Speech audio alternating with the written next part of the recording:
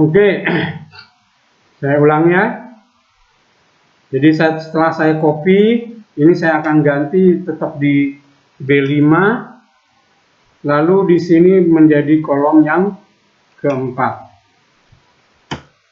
Nah, 1.120.100.000, sehingga total gajinya adalah 1.220.000.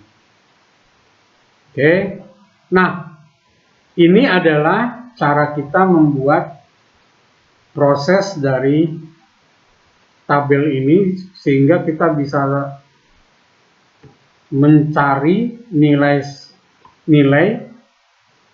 berdasarkan nilai kunci kepada tabel yang lain di sini, dan kita bisa mencari nomor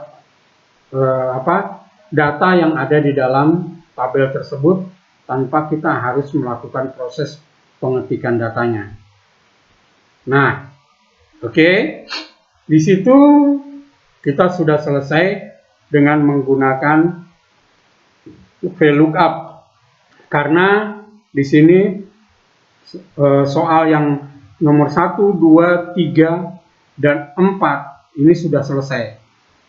Sekarang kita akan melihat ke nomor 5, soal nomor 5 dan soal nomor 6. Nah, sementara soal nomor 6 adalah merupakan hasil pengurangan dari total gaji yang dikurangi dengan pajak. Jadi saya akan buat dulu di sini gaji bersihnya, ini dikurangi pajak. Oke.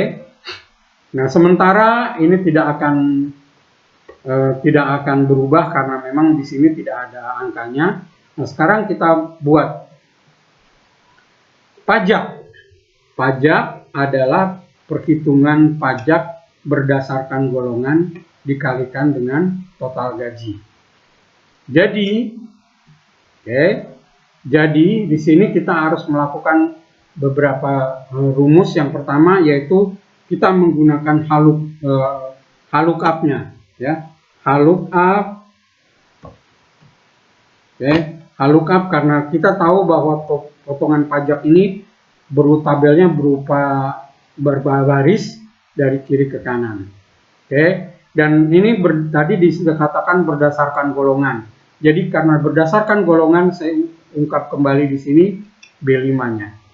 Lalu saya ambil lagi di sini.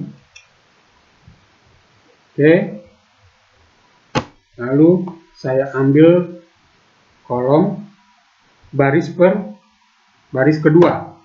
Ya, karena ada 2 baris di sini.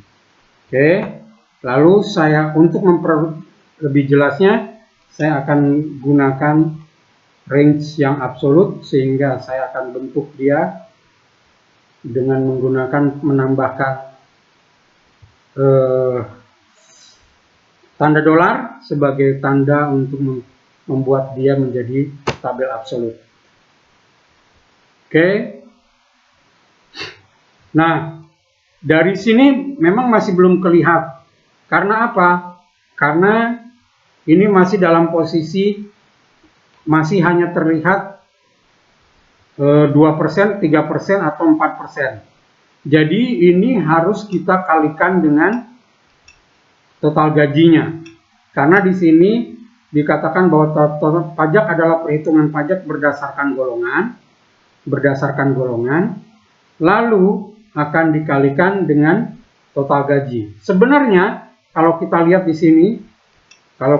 sini, perhitungannya sebenarnya sama. Jadi kalau kita lihat di sini, nah kalau dilihat bahwa di sini ternyata ada 4%. 4% ini nggak akan mungkin dikurangi dengan ini.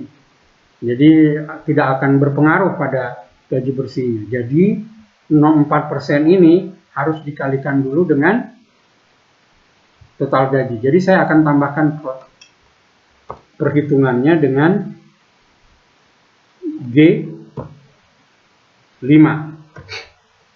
Dan dikalikan dulu dengan G5 sehingga hasilnya akan menjadi seperti ini. Ya. Bisa dimengerti ya. Nah, dari proses ini berarti baris yang pertama saja sudah selesai semua.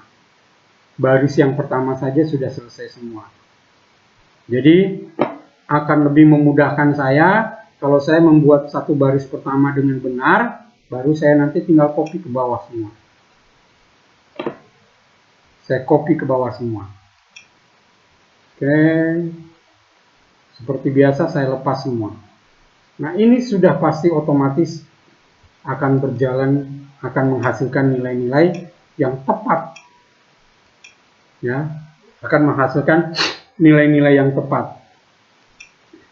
Sehingga totalnya sebegini, ya, lalu dikurangi pajaknya jumlahnya sekian, ya, lalu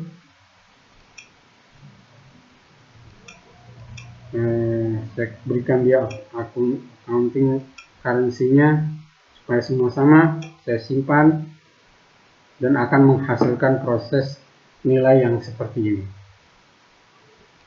Oke, nah ini adalah proses pembuatan daripada tabel data dengan menggunakan fungsi VLOOKUP dan HLOOKUP. Nah, tugasnya adalah kalian membuat tabel yang seperti ini. Tabel yang seperti ini.